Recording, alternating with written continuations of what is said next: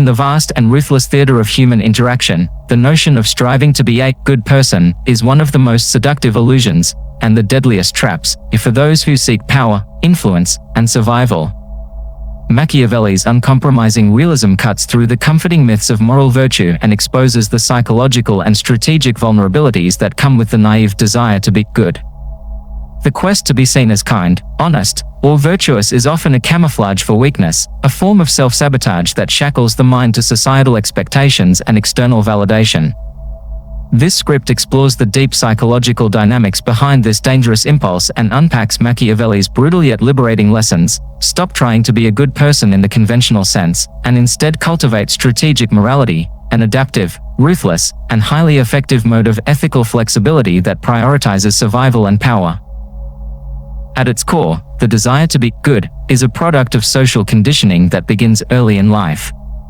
From childhood, individuals are taught that kindness, honesty, generosity, and self-sacrifice are the virtues that will earn love, acceptance, and belonging. This moral education molds the psyche into valuing approval above autonomy, external validation above internal sovereignty.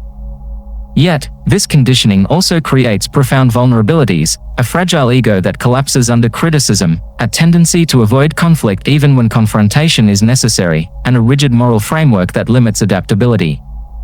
Psychologically, this results in what we can term moral rigidity, an inflexible adherence to socially constructed ethical codes that blinds individuals to context, complexity, and the often immoral realities of human nature. Machiavelli's timeless wisdom shatters this illusion by demanding a pragmatic and unsentimental approach to morality. Power, he teaches, is not won or maintained through goodness but through calculated action, strategic deception, and emotional detachment. The man who rigidly clings to being good in the traditional sense exposes himself to exploitation by those who understand that survival and dominance require a fluid, situational approach to ethics. Here, Machiavelli introduces the concept of dual morality, a public appearance of virtue when beneficial, coupled with private cunning and ruthless calculation when necessary. This duality is not hypocrisy but mastery of the psychological game, knowing when to wield kindness as a weapon and when to abandon it to seize power. This psychological shift requires a radical detachment from the ego's need for social approval. The good person ties self-worth to external validation and fears rejection, creating a psychological prison of approval-seeking. Machiavelli's lesson is to escape this prison by developing self-sovereignty, an emotional independence so robust that social rejection, moral condemnation, or isolation no longer destabilize one's sense of self. This liberation is not easy. It demands confronting deeply ingrained fears and shame, but it is the foundation of true power. Without it, the individual remains vulnerable to manipulation, guilt, and self-doubt, the poisons that weaken resolve and invite defeat. Neuroscience corroborates this Machiavellian prescription through studies on cognitive flexibility and emotional regulation. The prefrontal cortex, the brain's executive center, enables the suppression of impulsive emotional reactions and the evaluation of complex social trade-offs. Individuals who rigidly adhere to moral absolutism often experience limbic system hijacking, where guilt, empathy, or shame overwhelm rational calculation. In contrast, Machiavellian individuals engage prefrontal control to modulate these emotions, enabling strategic decision-making that balances moral considerations with survival imperatives. This neurological flexibility underpins the psychological freedom to act beyond conventional ethics, applying moral behavior as a tool rather than a constraint. Socially, abandoning the naive pursuit of conventional goodness transforms one's relationships and social strategies. Instead of seeking universal approval, the Machiavellian cultivates selective alliances based on utility, power, and trust earned rather than freely given.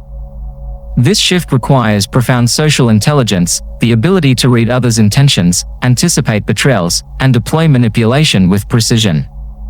Emotional transparency is carefully controlled, vulnerability is weaponized only when it serves a purpose. This strategic social behavior is often misunderstood as cold or heartless, but it is an adaptive response to a world where weakness is exploited and predictability invites attack. History is rife with examples of leaders who embodied Machiavellian strategic morality.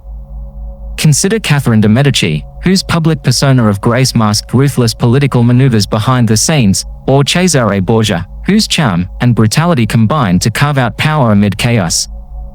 Their survival depended on transcending simplistic moral categories, embracing a dual code of conduct that allowed kindness to coexist with calculated cruelty.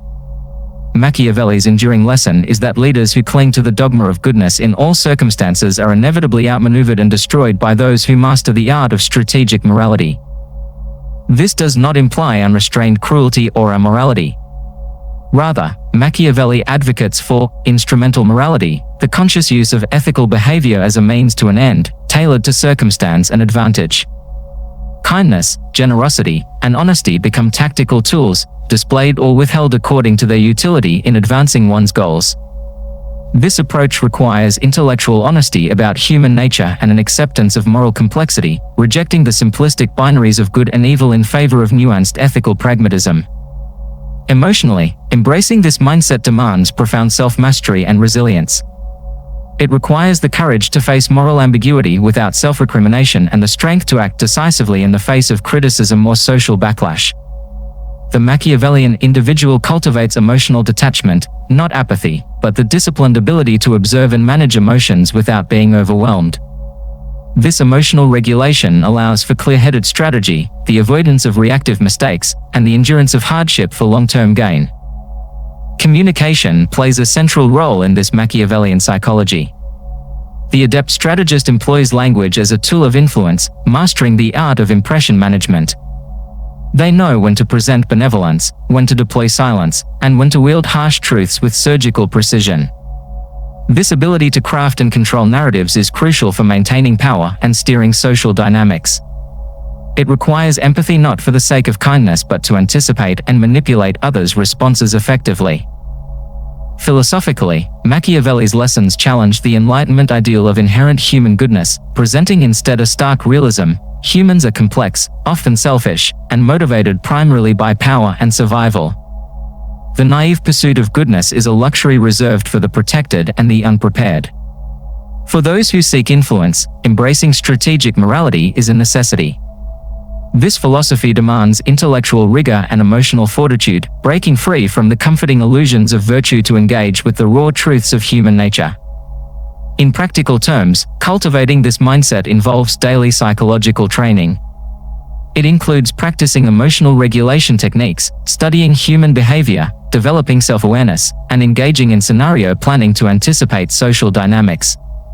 It means building resilience through deliberate exposure to discomfort, rejection, and challenge. These practices strengthen the executive functions necessary for strategic moral adaptation.